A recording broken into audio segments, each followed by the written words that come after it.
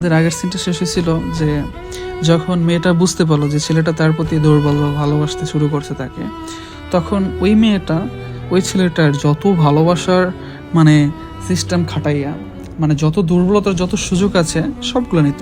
যেরকম কেমন তার ফ্যামিলির কোনো সমস্যা হলে মানে যে কোনো ঝামেলা মানে যে কোনো কিছুই হোক না কেন ওই ছেলেকে দিয়ে সলভ করতো।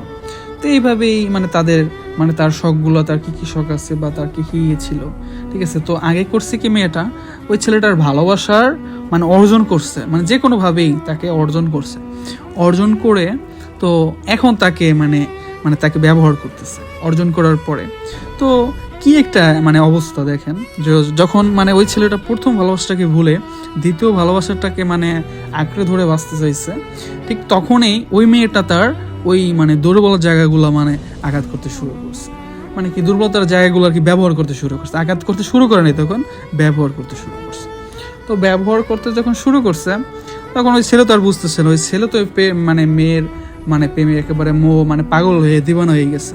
কারণ এই মেয়ে আমার প্রতি এত কেয়ারিং, এতই ঠিক আছে, মানে যে যাই বলুক না কেন এই মেয়ে আমার জন্য সব কিছু করতে পারবে বা এই মেয়ে আমার জন্য সব, আর কোনো কথা নেই, মানে যে যা বলো কোনো কথা নেই, ঠিক আছে। এই মেয়ে যেটা বলবো এইটাই সত্যি। তো ওই মেয়ে এই করতে শুরু করলো কি আরেক ছেলের সাথে কথা বলতে শুরু করলো যে কোনোভাবে। তো আরেক ছেলের সাথে যখন মানে কথা বলতে শুরু করলো ওই ছেলের পাশে থাকতো মানে ফোন নতুন ফোন কিনে দিছে, মানে যেভাবে কেনাইছে ফোন, তো ওই ফোন দিয়ে আর কি ওই ছেলের সাথে কথা বলতো। তো এই ছেলে তো আর অত ই করে না যে হয়তো বা টিকটক চালাবে কিছু, তো কখনো ওইটা মানে ই করে নাই। তো একদিন হঠাৎ মানে তার চোখের সামনে মানে মেয়েটা ওয়াশরুমে যায়, চোখের সামনে একটা মেসেজ পড়ে।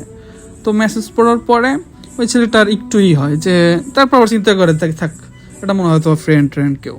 তো পরে আরেকদিন মানে এরকম তার সামনে আরেকটা মেসেজ পড়ে, মানে ঠিক আছে। তো মেসেজ পড়ার পরে তার মানে মাথায় একটু সেন্স আসে যে এরকম করতেছে বা এই মেসেজগুলো কে দিতেছে। তখন সে একটু ডিটেলসে যায়, ওই মানে ছেলেটার ব্যাপারে একটু খোঁজ খবর নেয়, ঠিক আছে। যখন খোঁজ খবর নেয়